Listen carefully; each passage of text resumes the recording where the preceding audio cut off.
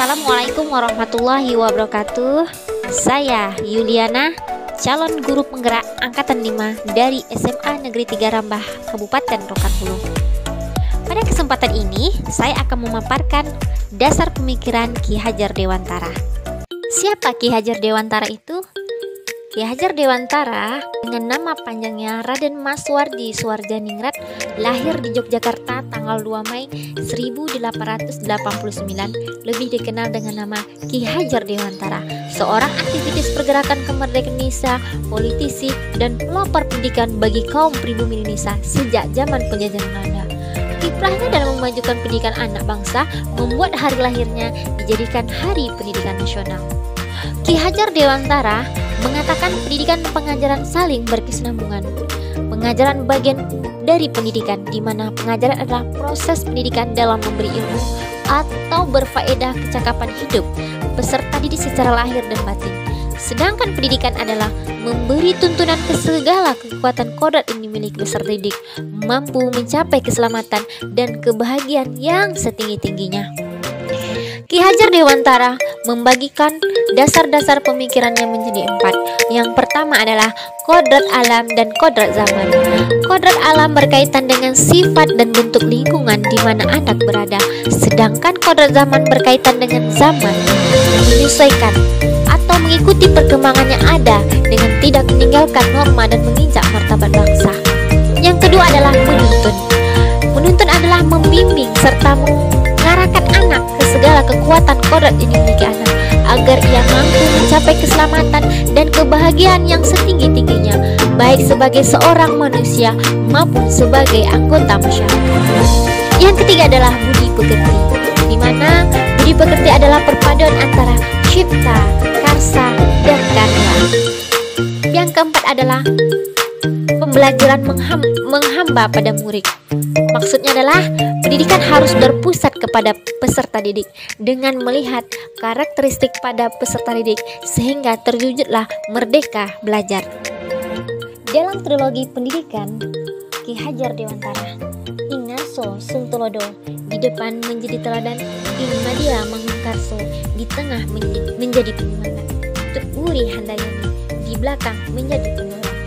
Seorang pendidik mampu menjadi teladan yang baik dengan memulai dari dirinya sendiri, serta mampu menjadi penyemangat agar peserta didiknya mampu bangkit dari rasa lelah dalam menimba ilmu.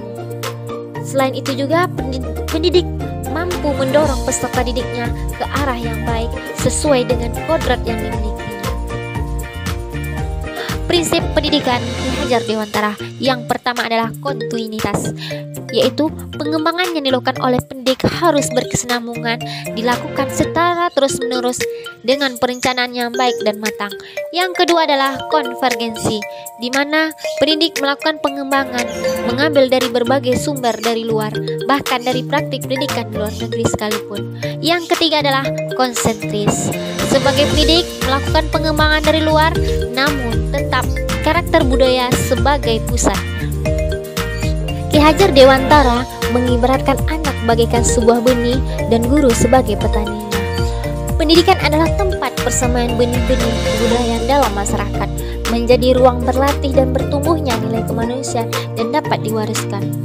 Meskipun benih itu bagus dan berkualitas, jika ditanam di tanah yang tandus tidak akan tumbuh dengan baik.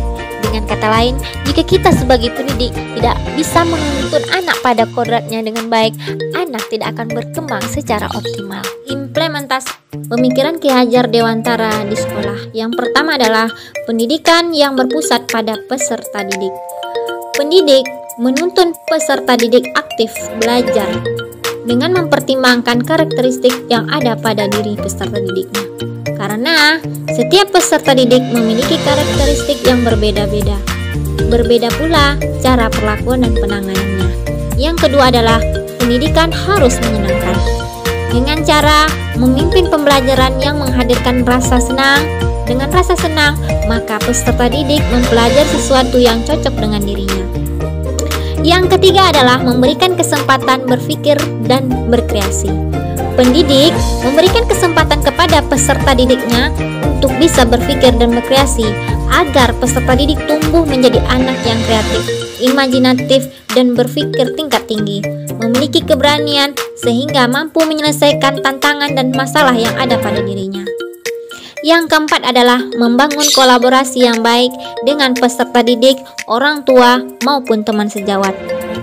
Menjadikan peserta didik yang mampu bersosial, bergotong royong, sehingga mendatangkan kerjasama yang baik.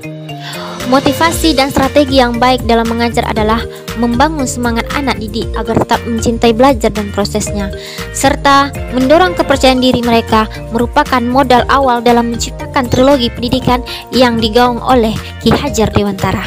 Mengajar ikhlas, berkembang pantas, mencetak pemuda bangsa yang berkualitas. CGP Angkatan 5, tergerak, bergerak, menggerakkan. Assalamualaikum warahmatullahi wabarakatuh.